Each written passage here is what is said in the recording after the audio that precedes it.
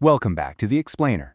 Today, we're putting on our detective hats and dissecting the precise, meticulous rules of citing annual reports in Harvard style. This is the stuff that really signals true professional credibility. So, let's get right into it. Okay, let's dive into this. Take a quick mental glance at your current reference list.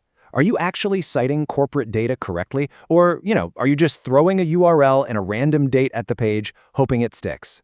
Look, it's a super easy trap to fall into, but I promise Harvard style is incredibly logical once we break it all down. Part 1, the citation anatomy. Let's break down those foundational building blocks. So the very first step in our recipe is identifying the author. Now, unlike a regular journal article, you usually aren't hunting for a specific person's name here. Instead, you're looking for the corporate author. For example, if you're looking at a financial report from Apple, well, Apple is the corporate author. They own the data, right? So they get to take the starring role at the very beginning of your citation. And this brilliantly illustrates the rest of the sequence. Once you've got that corporate author, the other ingredients follow a pretty strict order. You've got the reporting year, the exact unabbreviated report title, the specific financial period if they list one, and finally the publisher or issuing organization. Nailing down these 5 specific elements, that is exactly what separates a flawless professional citation from, well, a totally messy one. Now let's be real. Most of the time you aren't holding a thick, printed report in your hands. You're just looking at a PDF on your screen. And because of that, our investigative checklist expands just a tiny bit for online reports. You absolutely have to record the direct URL to the report and the exact date you accessed it. This is absolutely crucial, guys, because web pages change literally all the time, and links break. You need to tell your reader exactly where to go and exactly when you found this specific piece of evidence. Moving on to Part 2, in-text rules. Let's pivot from the reference list at the very end to what actually happens inside the body of your text. So the crucial point is that in-text citations are actually surprisingly simple. While your reference list at the end is packed with all those intricate micro details we just talked about, your in-text citation, it really only requires 2 things, the organization and the year. Seriously, that's it. Just the corporate author we identified earlier and the reporting year tucked neatly into parentheses right at the end of your sentence. It keeps your writing flowing perfectly without bogging it down with messy URLs and super long titles. Now for Part 3, avoiding common traps. Keep those detective glasses on because missing these subtle details can definitely cost you credibility. Now, what's really interesting about this is the critical date trap. You must always check if the publication year actually differs from the financial year in the title.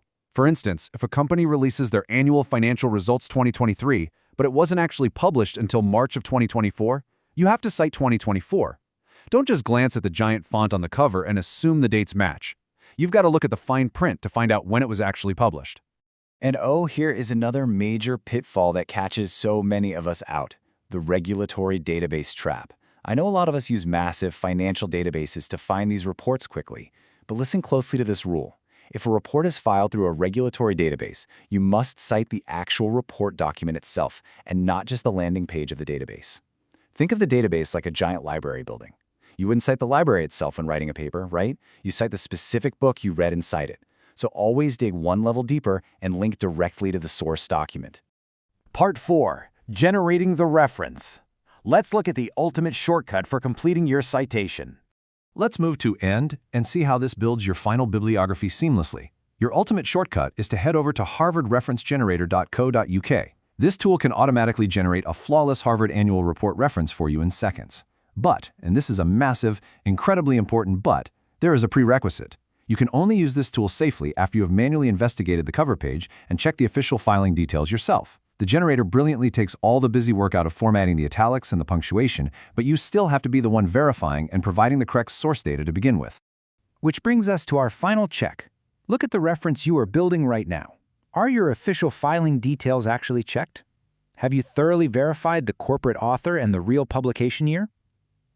Generating a citation is the easy part, but verifying the absolute truth of your source material, that is exactly what separates a participant from a true professional. So, the next time you pull corporate data, ask yourself, are you just citing a page, or are you truly validating your evidence? Thanks so much for joining this explainer.